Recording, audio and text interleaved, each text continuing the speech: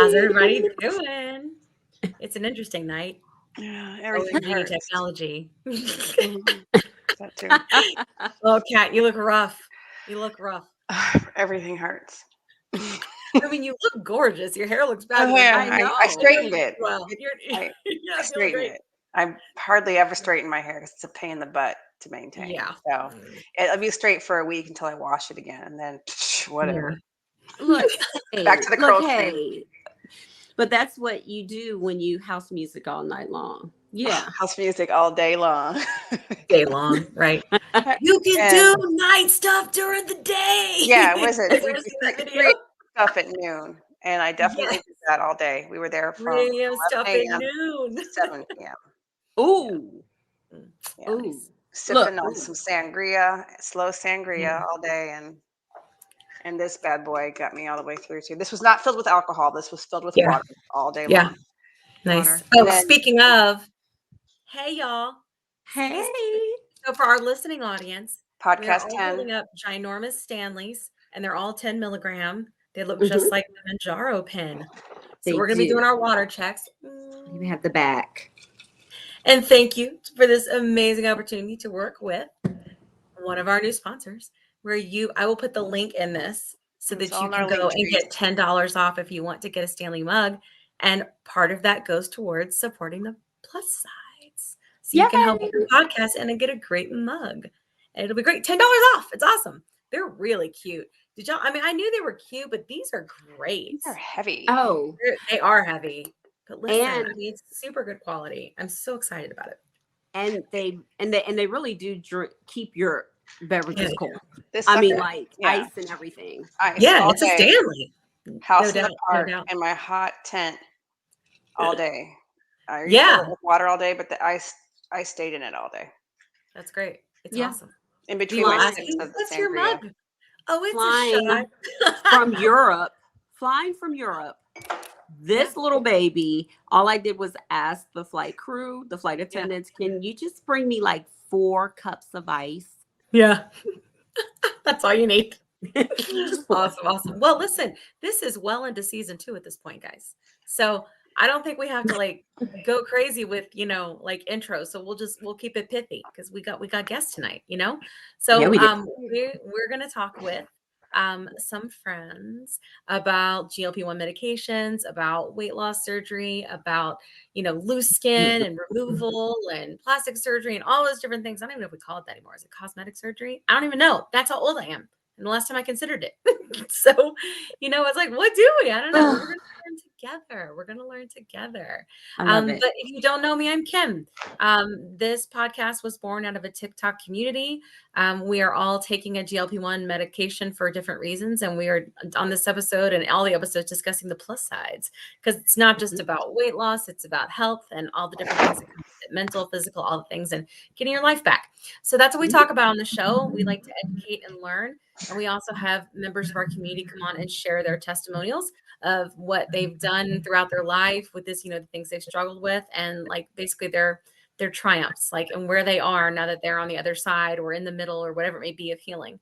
So that's what we're going to do. And I'm just going to pass it off to our other 2 hosts in case you don't know them. Let them check in real quick. The Hey Cat, Everything Hurts Carter. I love it. Tell us about you.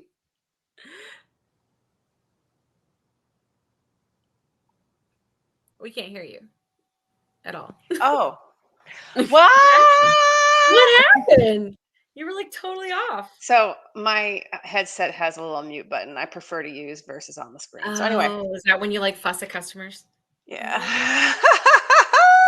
Back in the day, Kat and I used to work together, and that's about how it went. Go ahead, you go. I'm going to plug in my mic too. So okay, plug it in.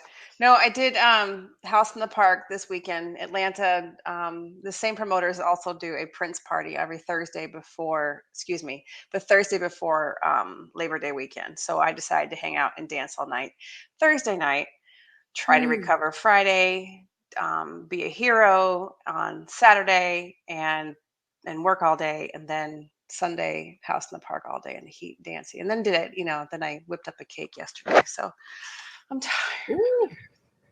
I'm about really quickly, I do we call it butt stuff.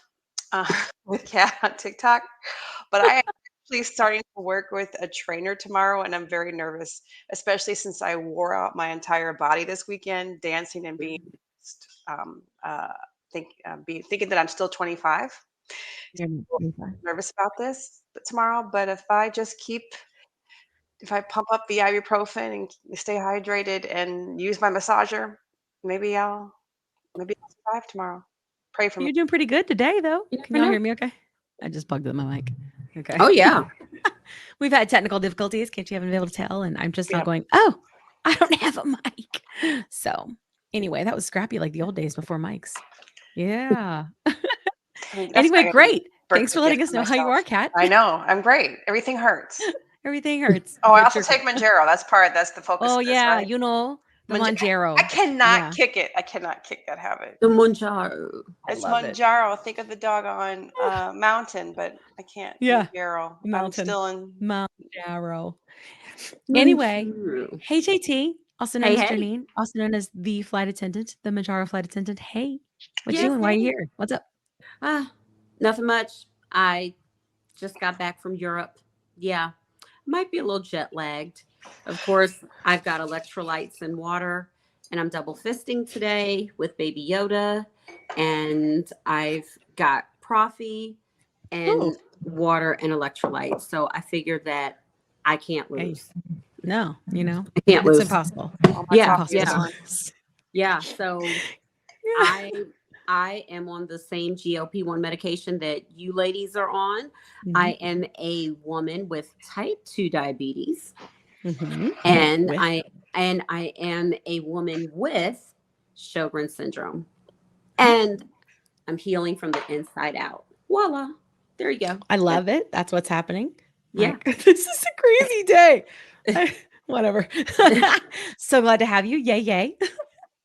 Thank you. We're going to talk about some cool stuff today. So we're excited that you're here to join us on our journeys of helping other people connect and realize that there's help out there now, and hopefully go to their doctors, and also working together and healing as a community, because the community is very tight over on the TikTok GLP-1 Mounjaro, and we're Mounjaro. going through a lot of the mental stuff that comes with all of this adjustment to these new bodies, and so. Without further ado, I would like to introduce our community guest.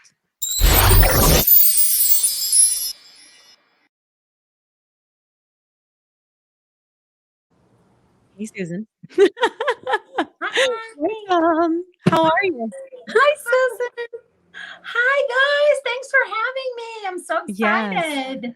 I'm so excited too. I hope you're feeling well. I'm so glad that we booked this about a month ago, right? Yeah. And then you had plans. What plans did just happen that would have stopped this? Well, so after 97 pounds of weight loss, I had a tummy tuck and a breast lift. Also known as a mommy makeover. That's okay. But I don't call it a mommy makeover because I'm not a mommy. I'm a dog mommy, but Yeah, you're a dog mom. Me too. Yeah. Yeah. Well, That's a mom. yes. I just will didn't be give again, birth. Kat. I didn't give birth to her, but I know. wish I had.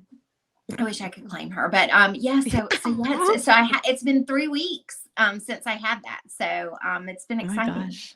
Wow. Yes. Well, that's for sure like where you are, I think, in your journey now. And we definitely want to hear about that. But we would love for you to kind of tell us how you got here. What's it been like in your life? And because I promise you, every single time we have one of these episodes, I get a message from somebody that says, "It sounds like me. I'm going to go see my doctor." So just and I will send it to you when it happens. I do it every time. So tell us your story. Can't wait to hear. So going back to when I remember at probably 7 or 8 being really self-conscious about my body and my weight, and it being something that was really important in my household. My mom was a dieter my whole life. So I grew up in diet culture. And then at 16, I was diagnosed with high blood pressure, and I became aware of like genetic factors, about me, and that my heart disease and stroke runs in my family, diabetes runs in my family. And so I kind of had that plaguing me my whole life. I struggled with my weight in college and dieted, did everything. Everything. I've done everything you can imagine.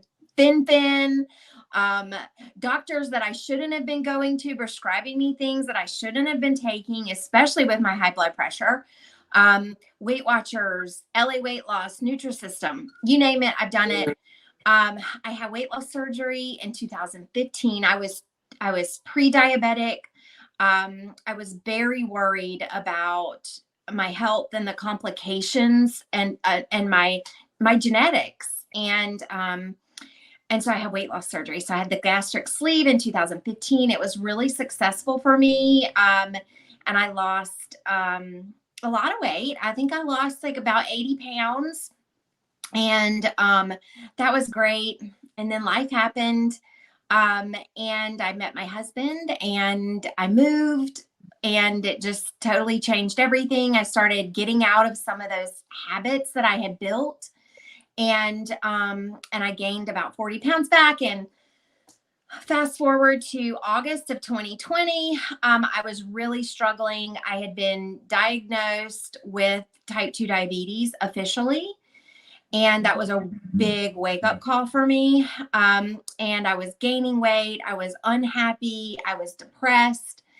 I scrolled at TikTok. I found a TikTok talking about telehealth providers and GLP-1 medication. And I started listening, and I found Join Sequence. I joined them, and I was struggling with my doctor. Then I had been struggling with him for 2 years since my diagnosis. He would just hand me a piece of paper that talked about my BMI as I was leaving, and he would tell me to diet and exercise, but he never asked me what I was doing. He never took the time. He assumed that I didn't. And I was doing everything. I was exercising. I was doing everything to lose the weight, and I just couldn't. And so that's why I turned to a telehealth provider. And it's been a great experience. I got prescribed Mounjaro, and that was in August of 2023. And I'm now 65 pounds less. So, my A1C is normal. I've gone from 8.7 A1C to a 5.4, and I am no longer on blood pressure or cholesterol medication. All my labs are normal. I feel amazing. It's absolutely changed my life. Seeing that TikTok that day absolutely changed my life. Wow. I think I've had a lot of moments like that. Crazily enough, seeing a TikTok that day absolutely changed my life. Wasn't that crazy? Yeah. And you hear so many bad things about TikTok, and it's Yes. it saved my life, probably, Yeah, in my opinion. Probably. For sure extended it. That's for sure. Right. Yeah. Yes. Yeah. That's what we're going to say. I like that. Yeah. It's positive. You're right. Yes. You're right. For sure. Absolutely. Well, that is awesome. That Yeah. is awesome. Yeah. I think, if you're open to some questions, is that okay? Absolutely. Yeah. Okay, great. So, I don't know if you know much about, or if you've seen any of the episodes, but the first episode I talked about how I had weight loss surgery as well. So I had lap band in 2007, so quite a long time ago. It was still kind of like, I wouldn't say new, but it was definitely a point where insurance was recovering it, and I was very young. And I had gained a ton of weight. Basically, I would say I've always struggled with obesity, and I've always had a binge eating disorder. We can say it here. We can't say it on TikTok. I finally got to see a doctor and get the surgery and figure out what was going on. But I had gained so much weight. I had gained like 100 pounds because they had put me on this medication that caused weight gain for mental health stuff, which actually was really just because I was assaulted. Frankly, I'm just gonna be honest. We're honest here. And I was really just messed up mentally, and that medicine made me gain so much weight.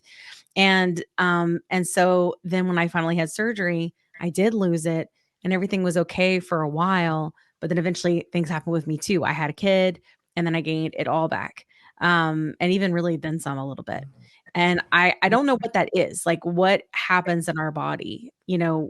What happens in our brains when these things change and we go through their stressful times or massive changes, that causes that to happen. Like, why, and we talked about on one of the episodes of last season, with we talked more about, like, I guess, bariatric stuff in general, so with Dr. Rosen, and he just said that, like, your mind will always work against you, like, it'll always tell you to lubricate the system or whatever it is, to find ways around it, to eat very squishy things that are almost like cake and just anything, because your body thinks that you need to do that, and that because of that, it will always make the mind do that, and that's why he was saying it's not your fault, so I don't know if you experienced anything like that, but I for sure did. And if you're open to sharing, I think people who had surgery and had those things happen, like, they might like to hear it.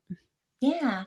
You know, when I had surgery, the thing that I remember from the appointments that you go to, and like the groups, I like attended like some group sessions with people that had surgery and people that were wanting to have surgery. And so many people said, I'm not hungry anymore. I'm never hungry. I Yeah. have to remind myself to eat. That never happened to me. That never happened to me. I remember after my surgery and I was on the liquid diet, and I had mine around the holidays. And, like there's all these TV shows with food and, and all this stuff. And I was just like starving. And so, while it helped me to eat less, through the program that I was in, I learned, I exercised and I was doing all the behaviors I think that were helping. Yeah. But I still, in my mind, I still had that food noise, and that never went away. And I think that's why I gained the weight back, because even though I wasn't eating a lot, it was what I was choosing to eat. And I could eat a little bit here and then let that digest, and then eat a little bit more and then a little bit more, and so like you said, I learned to get around it because there was this in my mind, and it was, and I was comforted by food, and all of those things. I have emotional eating. I have not struggled with binge eating. But I definitely have like a lot of emotional eating, just going back to my childhood. I remember just being comforted by food, and like being in my room and watching TV and feeling safe there, and having my food. And I go back to that a lot. I still go back to that. So I know that it started really early on for me. But and that was why, when I started taking Mounjaro and was really excited about the potential to lose weight that I had gained from my surgery, I felt this guilt. Like, you've already had surgery and it didn't work for you. Me too. And so here you go again, trying something else. You've tried everything. You always gain the weight back. And so I felt like this guilt, or I don't know if that's the right word, but I think you probably understand what I mean. I do. Yes, I do. Almost like, Your inner critic. how am I going to get to have this other amazing opportunity when, like, I apparently, like, I used to think, and I'm not putting words in your mouth, friend, like, but I used to think I'm so pathetic. Yes. Like, I can't even believe that I had friggin' surgery and I have gained all my weight back, and now here I am trying to do something else. I used to think I'm so pathetic that I can't control my food. How sad am I? Which is why I wasn't going to the doctor, and why I wasn't asking for help when I was getting all the weight back. And when I gave up, so I can completely relate to that feeling. And I think probably a lot of our friends that have had surgery can. I really do, from what I've seen, in our community. And it's because it's got to do with the brain. And I agree, like, I don't think I ever didn't have food noise, even with the surgery. I still ate, and I was just like you. Like, I would eventually just eat a little bit more, wait 30 minutes, eat a little bit more. And so I was eating constantly, but then eventually I got to the point where I could drink, and because they tell you not to lubricate the system, right? And like, no matter what kind of surgery you have. And I was like, oh, like, I can eat whatever I want, however I want now, because I can lubricate the system. So you trick Yeah. it, like, and then you get around that tool. And I for me, like the GLP-1 medications, I could technically, if I really wanted to, get around it, but I don't want to. That's the difference, Right. that I don't want to. It's completely different in the brain, than it was with surgery for me. Yeah. So I totally understand. And like, I think it's interesting too, what you say about, it comes up a lot on the show, Susan, about kids, 8, 9, 10, 11, 12 years old, with food, right?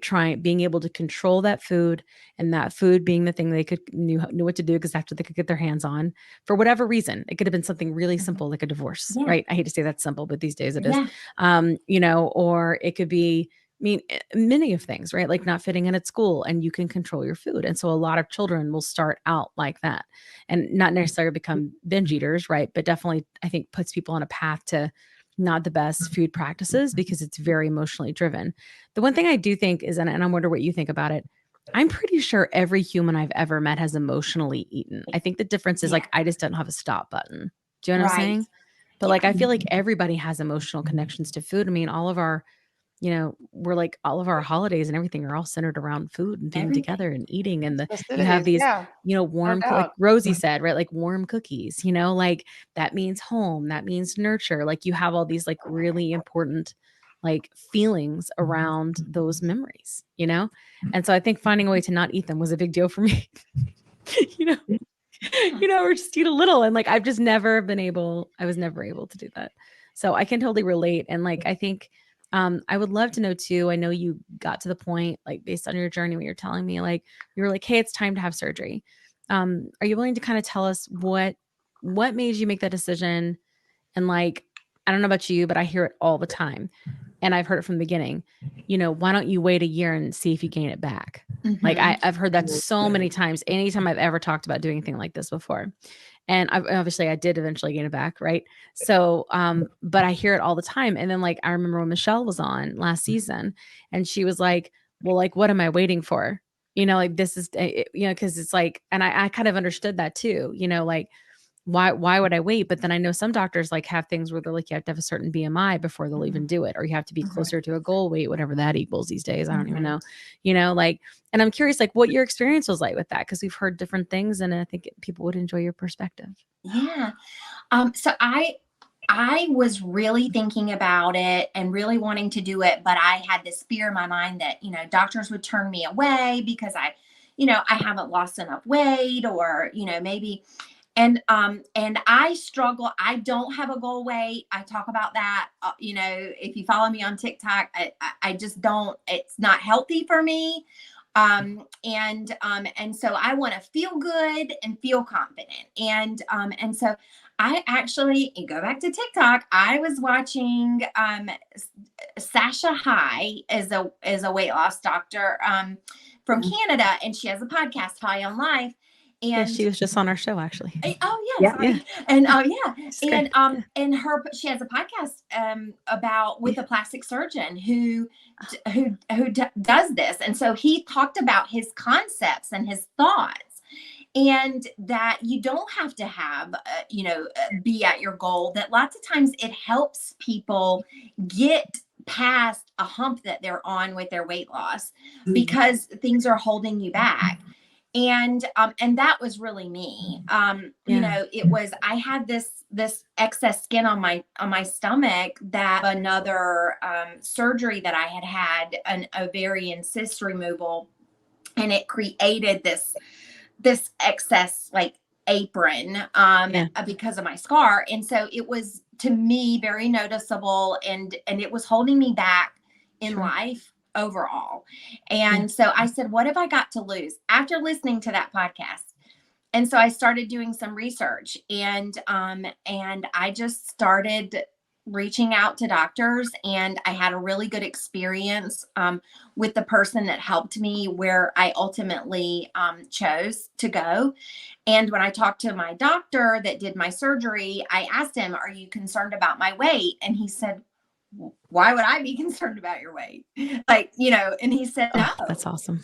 Yeah, he says, he goes, are you concerned about your weight? And I said, he goes, because if you are, I am, but if you're not, I'm not. Yeah. And I was just like, oh, really? That must be cool. Yeah. And then I even followed up and I said, well, like, should I lose like 10 more pounds before my surgery, or what do you think? And he's like, I don't care.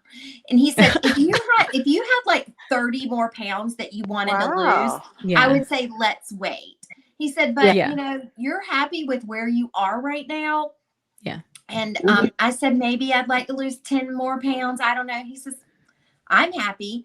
And, you know, there was never this discussion about it. Now, he does have BMI parameters, but they're very, to me, you know, even obese, if you're in the obese category for BMI, depending on lots of situations. So I don't want to speak too much to it, but there are, he does have considerations for that. So it's not like just because you're considered obese, you're out of it. Right. So that makes sense. So like if your numbers are good, or if your blood pressure is good, like things like that could possibly cause issues or something. Yeah, I think so. So I don't really know, but because Angelina.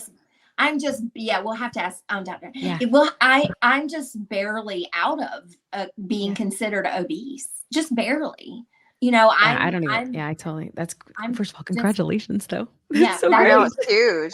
Yeah, I was surprised when I was officially obese and not morbidly obese. I was like, yeah. I don't know what that's like yet. Yeah, I know. But I'm very happy. But I just would encourage everyone, just you know, don't be afraid to reach out, because I hear that. I get comments, I get messages all the time saying, I'm so afraid that the doctor's going to turn me down. I'm so afraid. I can't wait to do this when I meet my goal. I can't wait. I can't wait. You know, and I would just say, like, you know, it could be the thing that gets you over the hump that, you know, or maybe is holding you back. And so you know, I'm not going to gain this weight back, you know, and if I do, but you know, if you do, this is the last time. You were sick. Now you're better. This is the last time. That's right. And you guys, you were talking about, I can't remember who said it, like healing from the inside out. Yeah. You know, I mean, it's just, it's your name. It's just like, absolutely. And this medicine is giving me the ability to do that. I fully believe that, because it's quieting my mind, and it's given me energy, and I know other things have contributed to it, but this hope for the future that I just didn't have before. Yeah, totally. I can totally relate to it. I feel like I wake up every day excited about my life. Like I share it often on the show. Like no matter if there's bumps in the roads, which that's just life, right? I'm like, it'll be okay. It's gonna be all right, you know? And I think that's really cool. Oh, let's all water check. Susan's the lead. I know. I'm sorry. Water check. I've been talking too much. You're not talking too much. It's a talk show. I need the fancy Mounjaro. I'll send you the link. You get $10 off. I did see it on Facebook, and I clicked on it and then got distracted, which is the story of my life. Mine too. I swear that has something to do with it too. We need to have someone to talk about, like, what is that? Like people maybe who like, so I think that there might be some things with like people who are neurodivergent, you know, and eating, like, I think there's gotta be something with that. So I really want like a neurologist, like, and I've got high hopes for all the things for us to learn all the stuff, because I think that's amazing. I think that's also like what can help us learn. I feel like if we're more educated this time, and we are, because there's just so much science to back all of this up, right? Then it makes me feel so more secure that not only if I like changed things like in terms of my habits, right, but also that the biology is being addressed, you know, and that I was sick, and that it's okay that I'm better now, and I'm able to do all of these things which have made all these changes, you know. So I feel like the more we learn, the better the chances are that things are just going to work out great. Because I did say, I think one of the biggest reasons that I've been so successful this time is because of our community, you know, and having someone to talk to, because a lot of obesity is being alone. It really, really is. And thinking that you've done something wrong and that you are failing morally. And I think that having the community to lean on and understand, and I have made many vulnerable videos and had so much support, you know, and advice and direction, all those different things. And I've said since that happened, like, this is the last time. These are the pieces, right? the biology, the behavior changes in the community. You know, it's You're been a right. big deal. Have you had that experience as well? Oh my gosh, yes. I mean, the community, and even just seeing other people that are sharing their weight, something so simple as people sharing their weight has been so impactful to me, because I'm thinking, oh my gosh, oh, they're so beautiful, such a beautiful person. Yeah. And then I'm like, oh my gosh, we weigh the same thing. Or Yes. I weigh less than her. Are you serious? Yes. Like, I Yeah. thought I was the biggest person ever. I thought that like every room I was in, I weighed more than those people. Yeah. And now I see like, you know, it's just, and so that's why I share my weight. And that's Yeah. why I try to normalize, and people come in and say, I can't believe you weigh that much. You don't Yeah. look like it. And I Yeah. try to come back to say, well, that's exactly why I do it, because you Yeah. don't know by looking at someone what they weigh. Exactly. And every woman Yeah. that is, you know, doesn't weigh 130 pounds, you Yeah. know, I mean, it's just, and so Most of them I don't. just, Yeah. Yeah.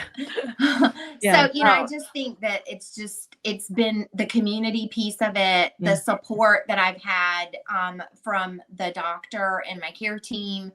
And I found a new primary care doctor That's good. who is very supportive and encouraging. Yeah. And she's, you know, specializes in obesity medicine too. And even though I'm still using my telehealth provider, I love all the services that they offer Yeah. that I have access to. But yeah, I mean, the community, the medication, the doctors, the awareness that it's not my fault. That was the Yeah. first thing my Mhm. doctor said to me when I met my first telehealth appointment. Yeah. I was That's like, great. you know, I've been doing this, I've been doing that, I've been doing this. And she says, this is not your fault. And I'd That's never awesome. heard that before. I never heard that before. It never even dawned on me that it wasn't, that I was a Me flawed either. human being. Yeah. Yeah. Totally.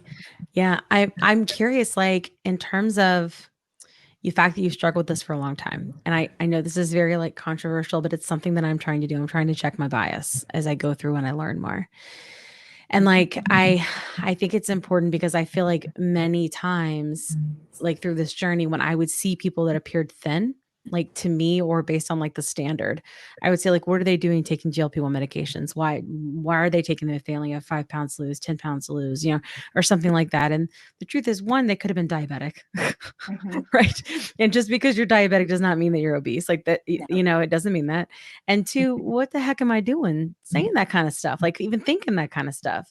And I keep thinking, when I think about the regrets so far, like, cause I mean, I do think about those things. I really try not to regret, but I do. But I look back and I think, God, I wish I had known about this in 2012, because in 2012 was when Victoza was out, you know, and that was off label, but it was Saxenda. Right. And it was a really good option. And I think to myself, well, how different my life would have been. And then that gets me thinking, what about all those other people that we have seen a trend that they're on a road of issues with weight, whether it's 10 pounds, 15 pounds, right? But they're back and forth, back and forth. What's that doing to their body?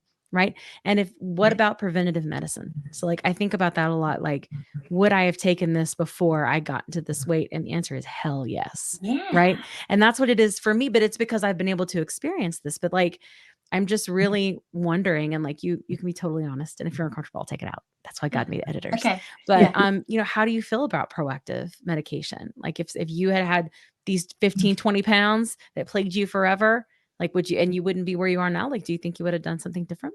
Absolutely. Absolutely. And I don't judge anyone for Yeah. the decisions they make about their body. And, you know, and so, I mean, I really don't. And I know there's all the controversy about you know, people taking it that aren't type 2, don't have type 2 diabetes, like specifically with Mounjaro. And, you know, take it. If you can get it, take it.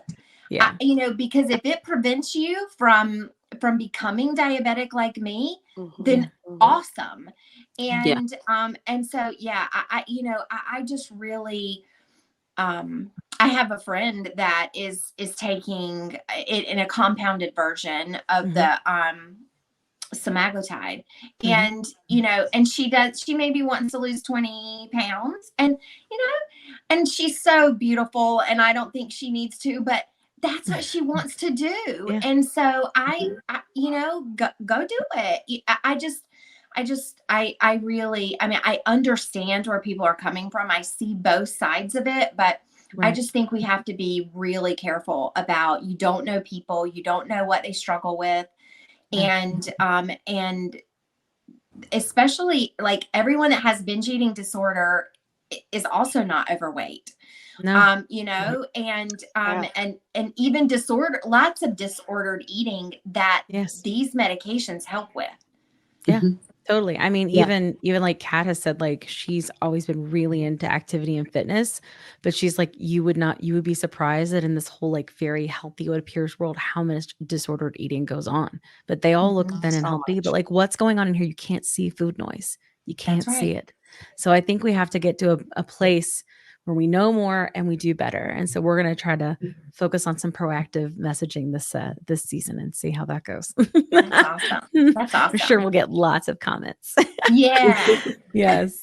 Well, before I move forward and invite on our clinical guest, we would love for one for you to stay, and two, I want to make sure that you've said everything that you want to say. And of course, you can still talk whenever you want to, but I just want to make sure Yeah. because I feel like traditional media, they're always like cutting us off and and hiding our bellies and all of these different things because it doesn't fit their narrative or their story or their agenda. And I just want to make sure that our community members have the space to say everything they need to say. Oh, thank you.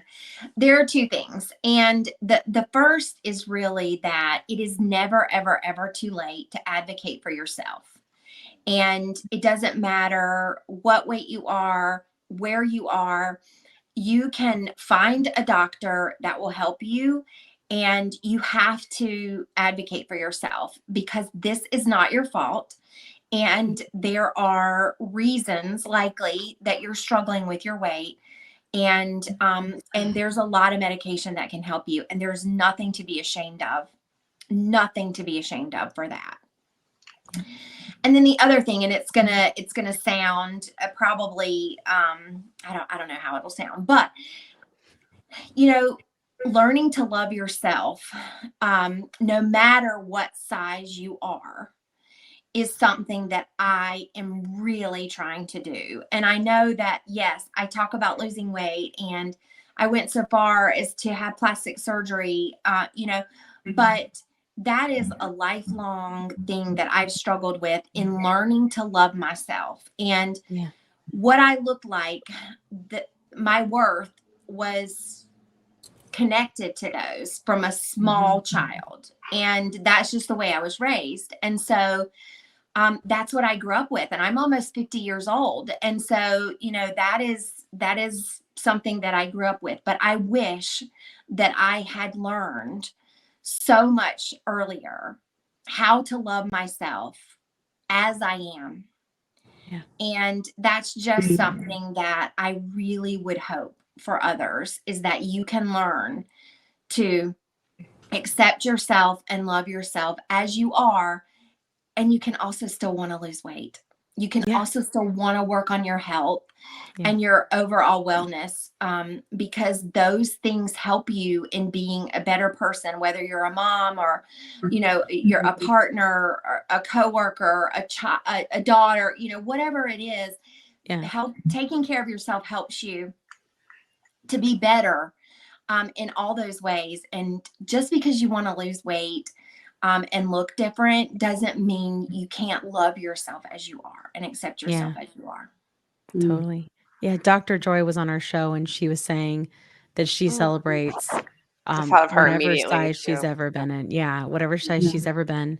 And she does the book club with Brenda and everything. And it was Yeah, such a good I know. episode. I'm Yeah. missing book club because we're recording Oh, this. sorry. Oh no. Ah, They'll understand. They'll Yeah. understand. Yeah, but I love that she was like, I'll always celebrate because this is just like a vessel.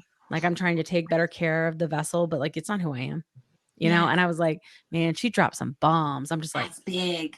when she says things, I'm like, oh my gosh, Dr. Joy is so smart. I'm so glad we had you on the show. But yeah, I mean, it's so true. Like, I think I do think there was a point where I had given up on the health stuff, but I remember liking who I was, but there was always this thing where I couldn't control my food. And so I did think I was pathetic, but I always had, I mean, I don't now, but I did, and I hate that I thought that about myself. I really do. But it's just nice to have the noise out of the way and be able to kind of live my full potential, if that makes sense. Because now I'm I always loved myself, but now it's even better, even deeper, even more intimate, if that makes sense. And that's been really powerful. And one of the plus sides of GLP-1 medications.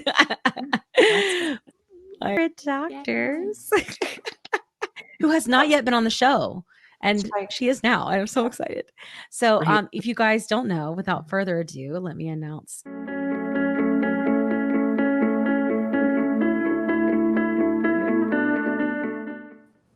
Dr. Angelina, how are you? Nice to see Welcome everybody. to the plus sides. We're so glad to have you. Happy to be here. Yeah, you look fabulous as usual. Good God. So strike a pose. I know. Seriously, your doctor wants to be a supermodel. This is the one. This is the one. And she's nice. I'm just saying. Love it. I love it. Well, hey, we're so glad to have you. So obviously we know you because we hang with you a lot. We hang with you on lives and we do videos, and I do videos just for you to ask you questions. So we're super glad to have you here. I think this is a super good episode because I know you mentioned about your practice and how it got started and how you came on board and how all of that works. But people who don't know you, if you could tell us a little bit about who you are and how you help people, I think that would help us get started. Absolutely. Well, again, thank you for having me here. Yeah, of course. The discussion that's happening already. Hi, I'm Dr. Angelina. So me and my husband moved to Georgia about 12 years ago. He's a bariatric surgeon as well. And we started private practice. So idea was we got away from the large institution in Cleveland and moved to kind of boonies, right? Far away from the city. And we started first building our practice and our surgical centers in order to provide best healthcare to people outside of large cities. Because in a city, you got big hospitals, easy to get whatever you need. Once you step out that 30 miles outside, Yeah, you never know what you're going to get. So that's how it started. And then from there, we just progressed into bariatric surgery center. And we had a lot of patients. I had to do a lot of education because me and Susan had a little chat earlier. And I was like, why is it that 60% of population are not being referred to us for this problem, at least for discussion? We're not going to count on you in the first visit. Can we have a discussion? Because nobody brings it up on appointments. So that was our big deal, educating people about bariatrics. And of course, from there, we branched off into plastic and cosmetic surgery. And now we're one-stop shop. We do everything. We have 4 centers. We're growing. So we help a lot of people who don't have insurance, people who don't have, coverage for bariatric surgery or weight loss surgery, because that's very common. So we try to bring the prices down as low as we can. So for self-pay patients, we're the most transparent center. We're one of the first surgery centers in the country to post our prices online, all inclusive. This is the price. Awesome. Wow. So that's kind of our style of operating. And now that TikTok is here and we can talk about this stuff, I mean, hopefully not get censored by TikTok, but we don't get censored here. the more we talk about, we will have a special with you. You can say all the things. As a disease, whatever, I'm happy. So that's my main goal in life, because people still don't know. They don't know their options. Yeah. Yeah. That's That's awesome. Thank you so much. Very great. Okay. Well, did you say you're in Georgia? Yes, Ken, I'm very upset I did not got invited for dancing over the weekend. Oh my gosh. Yeah, you know what? Next time, you want to go dance with us? Oh, I feel like Dr. Angelina would be a really good time. Y'all should totally hang out. Yes, let's go dancing. Yes. Oh, goodness. Right now, my whole body hurts. Wants to hang out. Doctors are- Oh yeah, absolutely. All right. Well, yeah, right. Yeah, rain check. We're gonna hang. We're gonna hang. Yeah. So I have a question for you. We've had bariatric surgeons chat with us before, and on how, in so many ways, that GLP-1s similarly work in the body in comparison to bariatric surgery. Can you explain for our audience as a refresher how that happens and also for our new listeners as well? Sure. So GLP-1 hormone is actually a natural hormone, one of the incretins, one of the hormones that we have in our body. And the way they discovered it is actually because of bariatric surgery, right? I don't know if you guys heard that story. I'm sure you have. Mhm.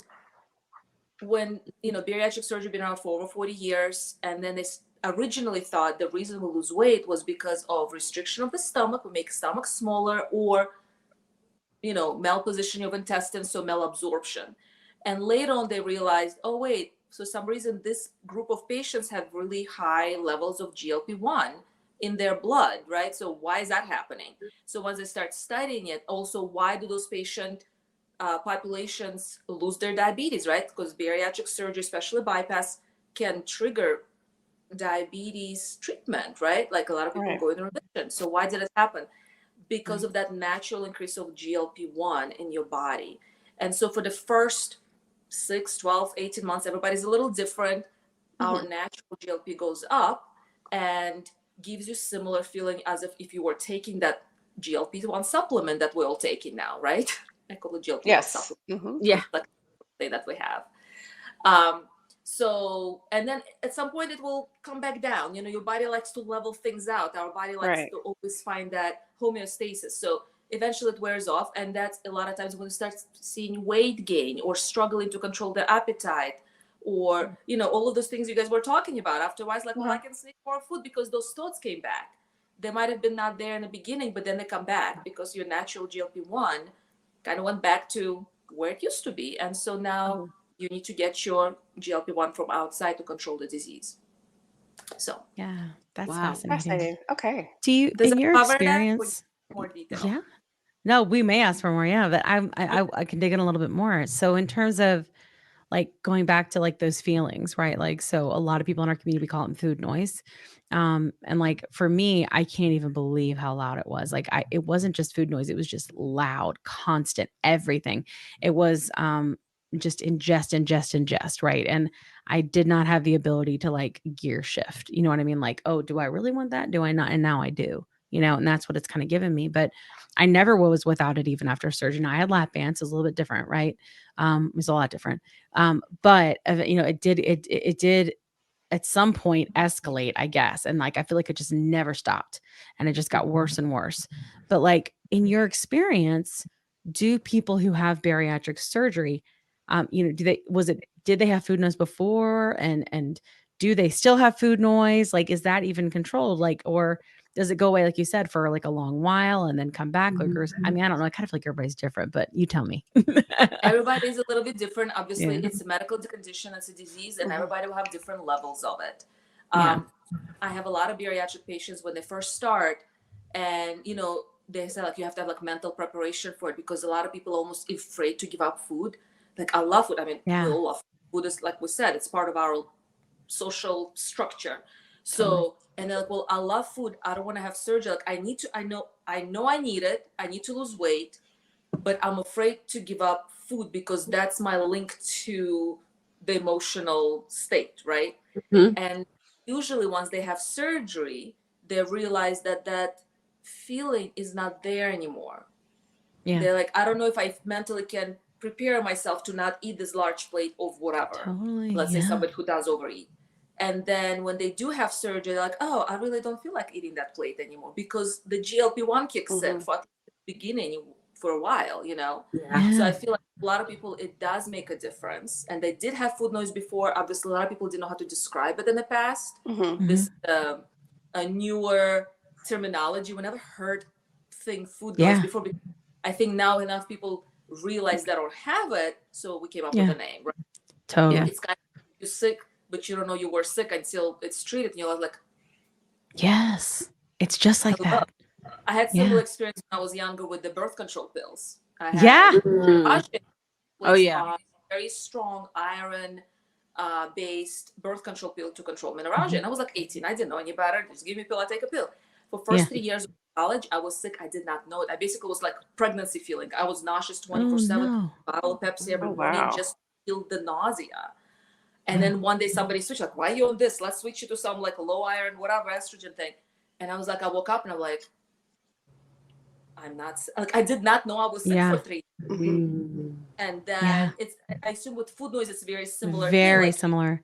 you had it and then it's gone and you wake up and it's like quiet in your head and you just like, Yeah. what's happening? I have all this It's empty so space weird. that I'm up with other things now. I do feel like that's the thing that in our community we like talking about the most. When anybody's like, what's food noise? I'm like, let me just tell you, and it like we all get so excited to share it because it's just like that. It's like, you're like, this is what normal people feel like. What could I do now that it's What, so like, quiet you in can come up here? with like plans to take over the world. Yes, clearly. No, I'm Right. just Great kidding. state, Yeah. plan, No. Yeah. total takeover. That makes me think of so what I feel like maybe my experience, I've always felt like I'm a little bit of an outsider on this because I still have an appetite. And I guess once in a while I will have, I don't know, could it be food noise, but I hit a wall. And I always chalk it up to maybe fitness because I do like to work out. I like to take my spin classes. I'm just starting to work with a trainer now. Um, do you have patients that are like very active or were active before they had it and they just have a different like level of appetite or a little bit of still the cravings still kind of come back, but they hit walls? Does that happen? With medication, Yes. yeah, we Or have all kinds of patients who have appetite. Because remember, I never call this medicine appetite suppressor. It's not. It's not like that. Mm. It makes you feel full. So being hungry, having an appetite is great because actually it helps most people, right? Because most people have I still feel a trouble little getting bit appetite. outsiderish, like a little weirdo. Like everybody Yes, has less food aversion, but I but really don't. now versus before the medications, before Right. all the other stuff. If you're hungry and you eat now, how much do you eat now versus how much you used to eat? Oh, I used to be able to damage. Oh, Right. Right? You're I could Okay. feel today, it. Great. Yeah. like, you know Perspective. what I Yeah. mean? Hmm. So because it's okay to be hungry. I'm happy that you're hungry. I think people who, you know, on this medication, they go through, they forget to eat. That's also not good because then we go into the starvation mode. 1 day of 23-hour, 24-hour fast is great. I talk about intermittent fasting all the time. But we need to eat, we need to have our nutrition, we have to have our calories. And when you start feeling that hunger because you forgot, like you didn't eat all day and now you're hungry, that's great. Congratulations, you're healthy. Eat. This is Gotcha. good. Okay. Yeah. Good. Thank you. Wow. You're the normal one here. Yeah. Right. Right. It's true. It truly, because like I said, it does help. I hit that wall. I'm like, oh, I'm done. So Yeah, you feel good, Yeah. good. you feel the fullness. So your body now has the proper regulation because normally we have dysregulated processes that don't tell us when to stop eating or keep telling us you're still hungry or keep all of these functions that we're Yeah. not firing correctly. Now Yeah. they're regulated. So your body tells you when you're hungry and then your body tells you when you're full. And Yeah. Great. No that's fixations. No obsessing. So that's and if you listen to your body, you know when to stop eating. This is perfect because if you overdo it, you're gonna regret it. Yeah, exactly. Yes. Good. Great. Okay. Well, I do have another question as well. Well, another question on top of that question. We've chatted with a lot of members of the community, and they've experienced a regain after bariatric surgery. Could you share with us, what are the things that do contribute to that, and also transfer addiction? Why does that occur, and how can patients prevent that? And then also in your practice, do you provide like prevention services or resources to kind of prevent that transfer addiction? Well, I think we covered some of that. In the past, it was we always said 80% of patients will regain weight after bariatric surgery. Depends on type of surgery. They might have different outcomes. We always try to keep one surgery on the back burner in our practice to plan ahead. So if we did gastric sleeve, 10 years later, we have option to do bypass or some kind of knee bypass or duodenal switch now. We can try to stage it because we always said it's a chronic disease. And I know a lot of centers don't operate that way, but we'll look at it as a continuity. It's not one and done and you're gone.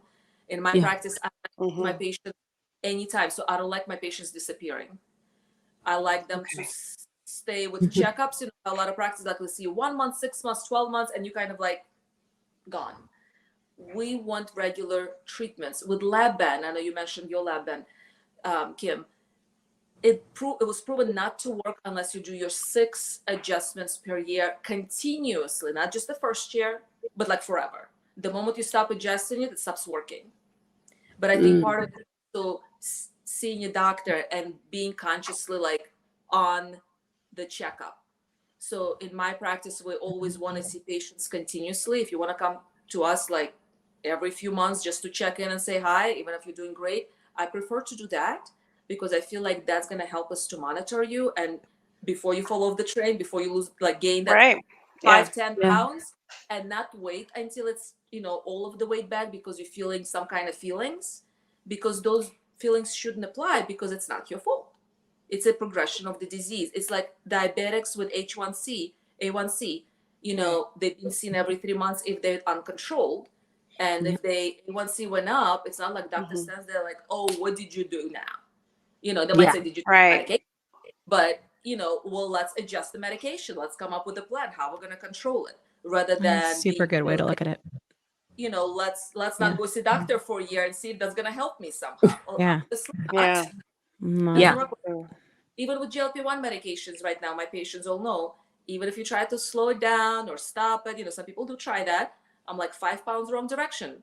You better be here, to get restarted. We don't want that game. Yes. Yeah. So I think continuity of care is very important because of the nature of a chronicity of the disease. It's chronic. Yeah. It sounds like you also kind of help like take the shame away. There's a lot of shame in it. And so it sounds like you're very open and you take the shame out. It's more reassuring. Yeah. Absolutely. I said, I always try to compare it to other conditions. So take blood pressure medicine. How many people do we know that's 120 pounds and have most uncontrolled hypertension, especially in African American community, with kidney failure and dialysis? Right. Because their community, it doesn't take a lot of high blood pressure. They can be running 140 over 90 for a few months and they're going to kill their kidneys, right? Yeah. So exactly. like we're saying, by looking at somebody, you do not know what they need to take, an underlying condition, right? Yeah. And you can have a 300 pound person who does not have any problem, no diabetes, no blood pressure, nothing, just a little fluff. Okay. But we definitely have to take away the guilt and shame and put it aside. I mentioned earlier to Susan, because I was like, I know your doctor was happy for you, but why was the doctor not talking to you about all of these options from the start? Doctors don't talk about it. So I will like walk around with the drama and be like, just talk about it. Just tell people about it. Not a secret. Surgery is not scary. It's not scary than gallbladder surgery. Yeah. Laparoscopic gastric sleeve, 35-minute surgery. Yeah. It's 35 minutes. It's only 35 Really? minutes. Some doctors can do it. Yeah, in my practice. Look, I'm like, wow. Gastric sleeve is a very fast surgery. Yeah. 5 belly, go in, snip, snip, snip, done. It's not a long surgery. That's how we can do them 10 a day. Like literally. It's a quick surgery. The thing that doctors think sometimes about is like the 40 years ago. Big, hospital stay. No, people go home the same day. Yeah, right? It's crazy. So obviously there's an exception to the rule based on medical conditions, sure. BMI. But generally for people under, let's say BMI under 58 on average. Yeah. Otherwise, can tolerate outpatient surgery center, we can do it. So it shouldn't be guilt. And so I hate when people have patients who come in and we have family members, you taking easy way out. Yeah. No, it's surgery. It's not easy. For you, it's not That's easy. their support system. Yeah. Hey guys, Dr. Angelina here with the IBI Healthcare Institute and Surgery Care Arts. Today, let's talk about BMI and why it's a whole bunch of BS. Number one, it was created for different purposes, absolutely not related to healthcare. It does not give us any indication of where you're storing your fat. So it does not give us indication of how much fat you have on you and fat distribution. It does not account for any race or sex differences. Because of the racial disparities in this calculation, we can either overestimate somebody's risk for the disease related to obesity, and for some population completely underestimate it. A better measure would be hip to waist or waist to hip ratio. that tells us the difference between where you carry fat and amount of actual belly fat or visceral fat that is the more dangerous part. Hope this helps.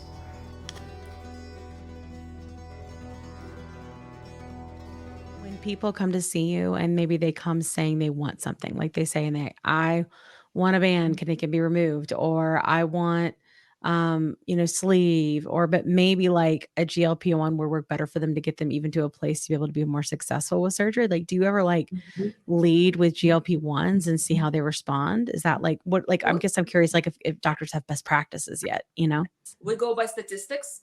Okay. So we know statistically, GLP-1s can get us at highest, 23% weight loss, Mhm. right? If you do the thing like you try yourself, you lose 5% yourself, and then we give you Mhm. medicine, you lose another 21%, you get to 26%.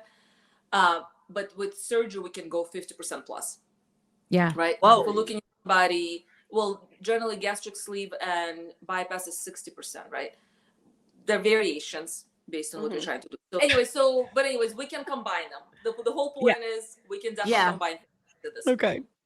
That's cool. And do you combine it with people after they've had surgery? Is that something that Right. you do, like, to help them get there further? Yeah. Yeah. Before and after, based on Okay. their progress. Yeah. That's cool. And now with the before and after, do you keep them on the same GLP-1 that they were on prior to surgery and then after the surgery, or do you try another GLP-1? I mean, if they were doing fine, there's no Mm. reason to change it. Right now, a lot of it has to do with access. Obviously, I do Mhm. compounded medicine. Mhm. So we have that access. But if they're trying to go through insurance, sometimes it depends on that, right? Oh, Okay. yeah. You don't have Mhm. a choice in that, Mm. right? Some people just don't have any other access. So Yeah. Yeah. And for it changes a lot of constantly. So, if they're going through insurance and insurance tells them they have to do 6 months of therapy prior to having surgery approval and have to do that monthly nutritional, all of that therapy per insurance requirement, well, and they also want to see that they tried themselves and tried to lose weight themselves. Obviously yeah. that wouldn't be in office if they didn't try that before. We Right. all know that. They pretend like they don't know that. Yeah. Yeah. But we'll start them on GLP-1 medicine. So that's 6 months, they can already get started on weight loss.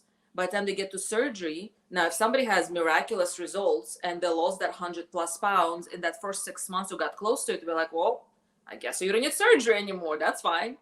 Yeah. Or Yeah. some other like endoscopic surgery, like endoscopic gastric sleeve or something like that. Mhm. Yeah. And because that can be done with BMI less than 35. And Wow. then let's say they do the surgery. In the beginning, they usually get the natural effect of GLP-1, so we don't need to get them started right away back on the medicine.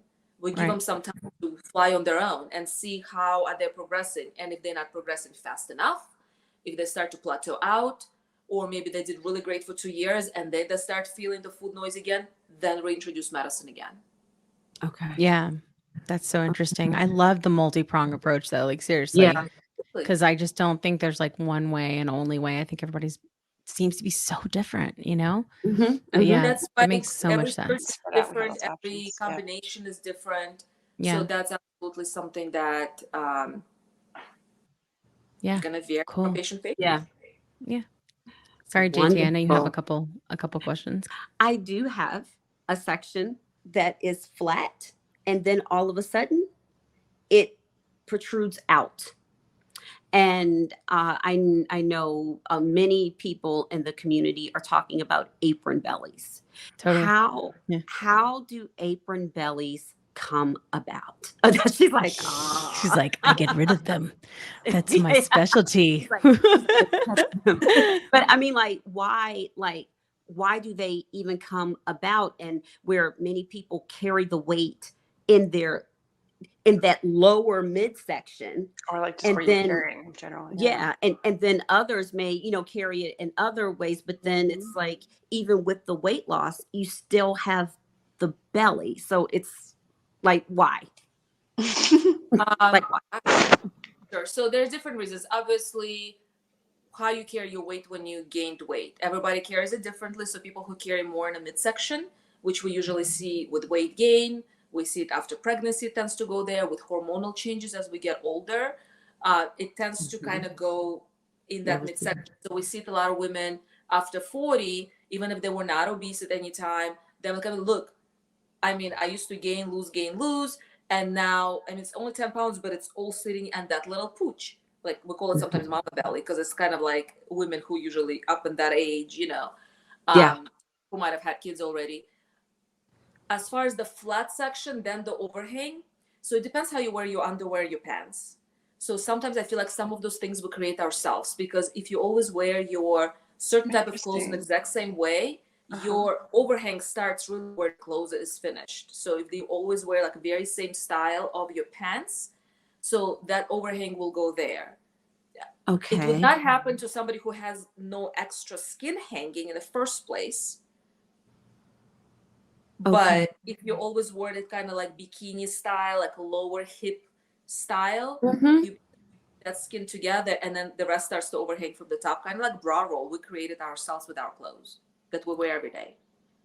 Wow. Obviously, C-sections, hysterectomies, ovarian stuff, they do that, lower cut that then creates a ledge. So even if somebody is not overweight, haven't had, bariatric surgery or weight loss, they just had kids maybe, or just had a little bit of extra, it tends to overhang over the scar, because scar is not physically letting tissue kind of cross over there. And so it starts to fold over that.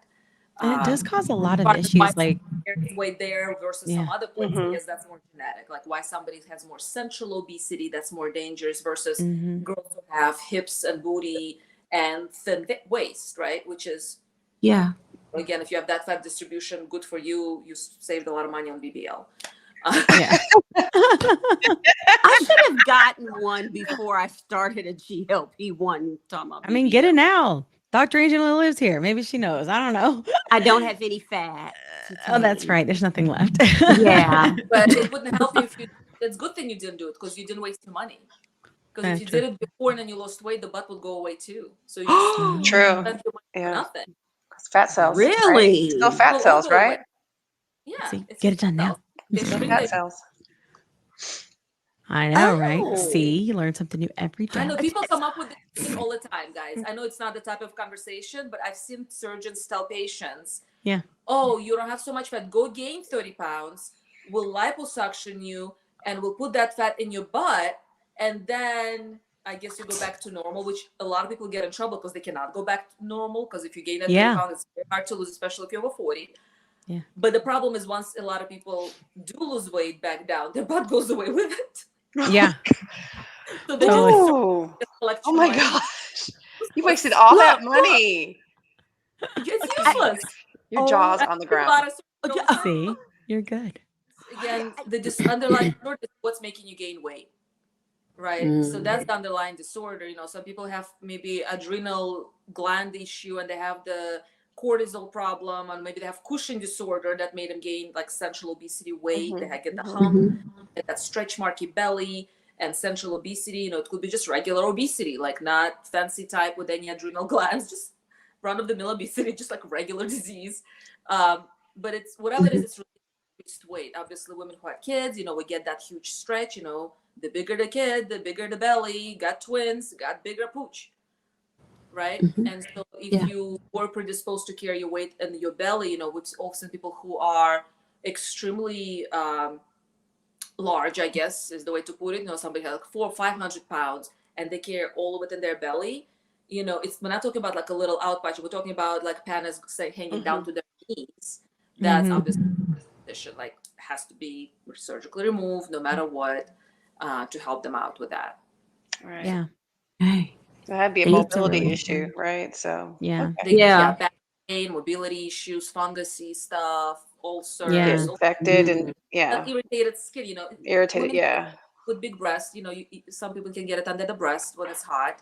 Yeah. Often Yeah. they have to like really take care of it, kind of like It's like a whole new thing.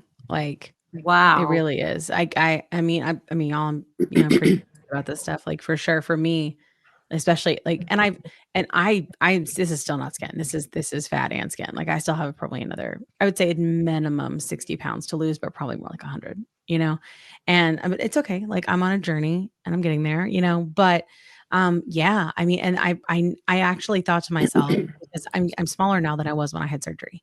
And so I'm like, I think to myself often, like, I guess I probably will do it because I always thought before, it's fine. Like I can wear Spanx and la la la. No, it's a thing now. Like it got a lot bigger and I got a lot smaller and it's, it's gonna have to get done. So I will be making an appointment in like Yeah. 8 months to 12 months. Yeah. Can adding any muscle underneath help any, I guess, reducing the need for it? But I imagine if you're 300 or 400 pounds, you have a significant weight loss. There's probably nothing you can do about it. But can adding muscle sometimes help with less saggy skin? Some Sometimes. areas, arms and legs, I feel like if you have good muscle tone, Uh-huh. then it's gonna make the hang appear less. But on the belly, Yeah, I nothing really guess you helps. No. can't really do anything about that. And Yeah. just probably a month ago, I had a patient that lost a lot of weight, had a lot of hanging skin, but then she was working out. So when I lifted that skin up, and there's like a perfect 6-pack of muscle underneath, it's so beautiful. Yeah. But you couldn't see it because all that excess skin Yeah. was hanging. Skin does not get worked out. You can shrink it, like as you just, some Right. people just shrink and the skin shrinks with you. But Yeah. usually it's not enough to completely make it vanish if you truly have a lot of weight loss. Mhm. It's just Yeah. physically impossible. Yeah. Wow. Yeah. That's really good to know. Yeah. We've had such a good conversation tonight, and I know I don't want to take away's time too much more, but I would love to know something that we touched on with Susan. We were just at our conversation point. And she mentioned, that there were like certain doctors that didn't necessarily care about a BMI before they did surgery. And then there's also people that will say things like, why are you getting it done now? Wait a year and see if you gain your weight back. Right. Because everybody assumes you will because everybody does. Right. But this is Not with different. So, yes. Not So with she didn't Dr. do that. Angelina. She sees the day. So I'd love to know, like, kind of your perspective on that. So I think in the past that was the thing we used to say to bariatric surgery patients because not necessarily because they tend to regain. Our hope was that they will lose and stay lost. They would Right. lose. But it was more of malnutrition issue. We wanted to make sure that rapid weight loss did not cause vitamin deficiencies, protein Okay. deficiencies, and overall malnutrition. So we would want to make sure that they were optimized for large surgery like this. We're taking out large chunks of fat and skin, long incisions. You need all the help you can get. You have to be at your optimal health to heal those wounds. So Yeah. we would say wait up to 2 years because that's how long it took to lose all of the weight with bariatric surgery. Usually, for most people, it's a curve. Then you plateau out. It's go down, plateau out. Up to 18 months, 24 months, people still lose weight. So usually, would say wait that long because we want to make sure like you're done losing weight. Yeah. Right. Yeah. With GLP-1s, to me, it kind of all goes out of the window because I know I can support you with GLP-1 medicine now, so you don't regain the weight. Yeah. And That's a as really far good as the point. BMI requirements, you have to be careful. There are two groups of surgeons. The ones like Susan mentioned, nice. Are you happy? I always say, what's your happy weight? I don't ask what's your goal weight. I mean, depends what we're talking about. But plastic surgery, I say, are you at your happy place? Are you at your happy weight? And a little 10, 20 pounds. Okay, fine. Tummy tuck, fine. You lose 20 pounds after tummy tuck, you're going to look better. So that's fine if you lose that additional 10 pounds, Susan. Yeah. But if somebody comes in and they have not even had the bariatric journey, they're BMI 40 plus, and they find us do that surgery without ever having conversation about underlying issue, that patient will just waste their money. They will not be happy with the result because if you have all that visceral fat, there's no way they're going to get tightening of the muscle, right? Because all the fat is sitting inside.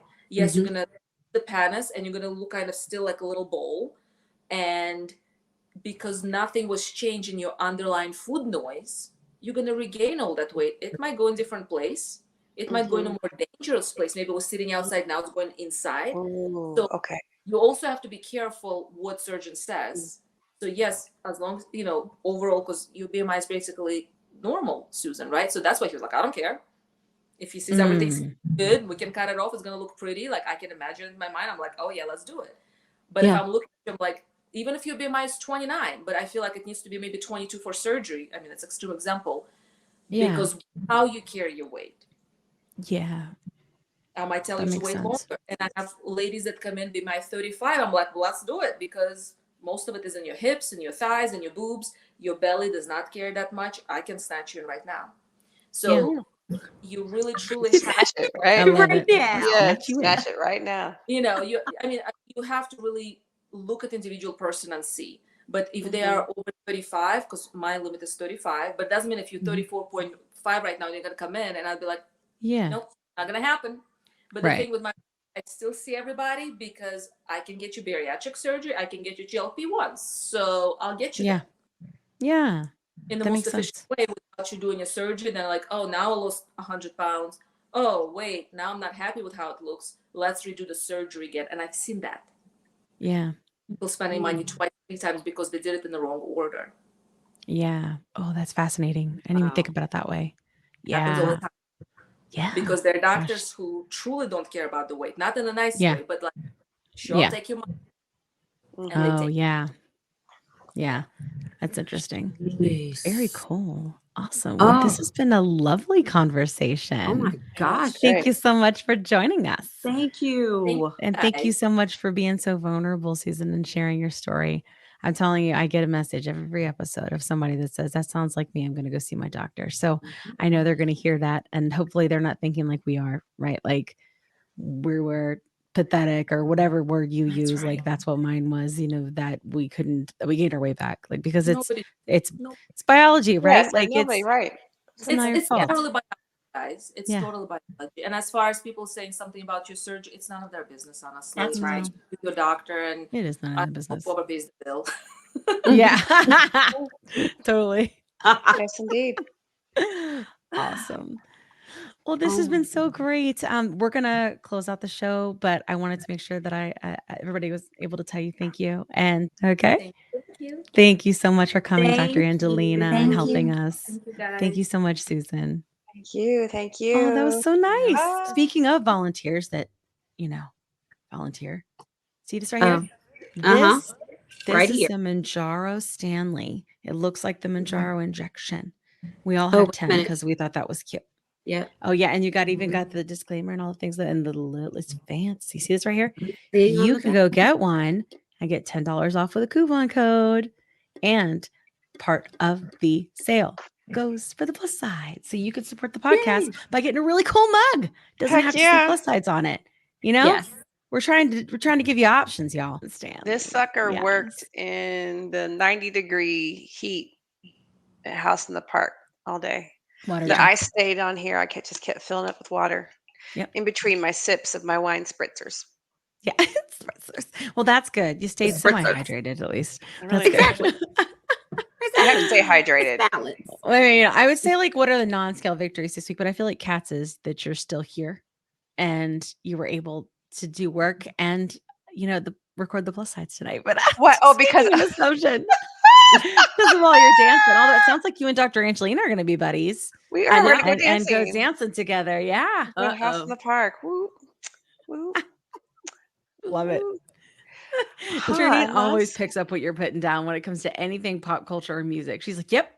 Yeah. She's right on it. We're in the same thing. We're just in the same, Yeah. Yeah. And I normally go to House in the Park. Yeah. But you were in Europe, right? But you were. She was in Europe. But Fancy schmancy. I was trekking in Europe, so I think I might be getting Mounjaro, but y'all, I don't know what the deal is lately. I just don't think I have. I told you all, and people laughed at me. Y'all see me wiggling around video. tonight.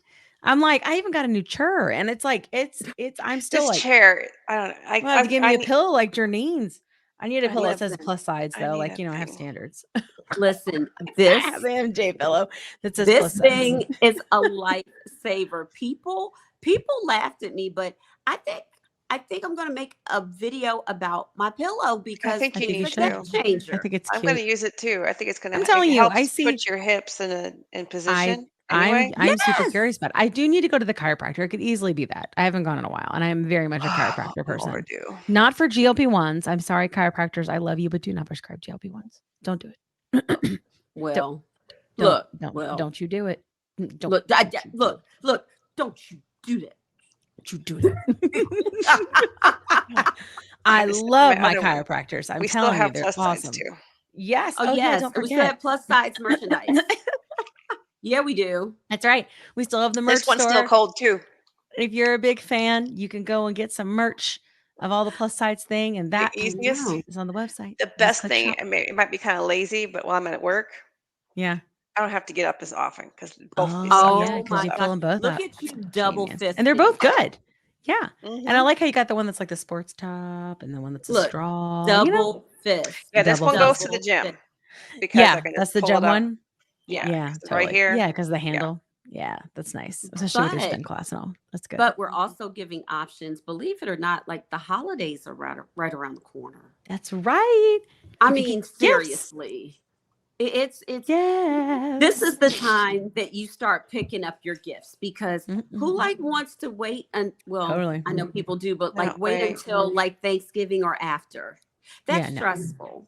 No, it is. It is It's so stressful. stressful. Yeah. Although I will say that I do that. My I excuse think is it, always like, we get it just, it's for kids. Like adults, yeah. you'll be lucky if you get a present. I only get it for the children. That's it. Only And the that children. helps. Only The the It's here babies. kids. for the children. I love it. And I'll be here with a bottle of wine at your doorstep for something else if that's what you That's want. right. Fair, That's it. fair. I get that. Yeah, yeah. Yeah. Awesome. Well, but in all seriousness, Kat, did you have an NSV or a sign up for today or a new quote? And I think I did. Yeah, I got a quote. I Oh, found a quote. all right. You want me to come back Of to you, course, or like I you look have like it. you're It's googling? right here. No, Okay. What is I it? put it on my phone to have it Okay. ready because Okay. I Uh-oh. Cool. think this applies to all of us in this journey that we're going through. It is a Prince Okay. quote because Oh. Prince, Oh. Mhm. and it's simple. Sometimes it takes years for a person to become an overnight success. Um, and Mm. it's just remind yourself sometimes it does take years. People might think, oh, maybe it's or if it's fast for some people, it's slow for Yeah. you. But sometimes it takes years. And if you studied his career, he was dang near record deal for 10 years before Purple Rain blew up. So Oh, really? there, well, not Wow. 10 years, Yeah. 78, his first Yeah. record. Yeah, 78 to 84, or 83. It was, yeah. So Wow. it's a grind. See? So Yeah, just it give it is. I mean, time. it's just part of it. It's like what JT says is perfect timing. JT, what's your quote? Yeah. It's Okay. what? How is Yes. Oh, it? it's a marathon and not a That's sprint. right. it. It I need is. to be better about finding something because I ain't got nothing. But I actually found a quote from one of my favorite authors, and who is an American gem, Alice Walker, the author of The Color Purple. Oh. And she says, no person is your friend who demands your silence or denies your right to grow. Oh, There I you love go. that. Yeah, that's a big deal. Yeah. I feel like friends on this journey is a thing. Like the ones you Yeah. make, Friends or the family, it ones, doesn't matter. yeah. Yeah. Mhm. Yeah, it's like, and Yeah. friends being, what do they say about friends being in your life for a reason or a season or Right. like, you know what I mean? It's There's a true. really good quote Mhm. around that. Yeah, Yeah. but it is true. Yeah, the friendship thing changes, relationships change. Like it is a Yeah. complete evolution. It Mhm. really is of like who you are as you go through this kind of thing. It's Mhm. totally like the mind piece and the therapy piece is just as important as the physical stuff. Like it really Very. is a marathon, not a And not a sprint. sprint. That's right. There you go. Well, I'm going to tell you what I tell you all the time, and that's because it worked for me. And my friend Rachel said this to me when I was for sure in desperation and loneliness and all the things. And I've had many people send me messages that have said that they love hearing this at the end, which made me feel really good because it helps me too. Aw. And that is, you're not alone. Clearly, it is not your fault. Clearly, right? Yeah. So there's just not. And now it's time to heal, and we're going to do it together. So we're so glad that you came and joined us this week, and we will see you next week too. We've got lots of cool episodes planned for season 2. We will have an underlying theme in general of all of them of what if we didn't ever have to get here? What if our children don't have to get here? What if our nieces and our nephews don't ever have to get here? How do we do that? What does it look like going forward? Because there's so much promise. So we're going to talk about that a lot, and we're going to try to check our bias at the door and learn together and grow together. Back to Yes, JT's indeed. Yes. example. Yeah. All right. Thanks for not making us be quiet because we're not gonna. And we love you guys. We'll see you next week. We appreciate you. Bye. Thank you, Hasta la everyone. pasta. Hasta la pasta.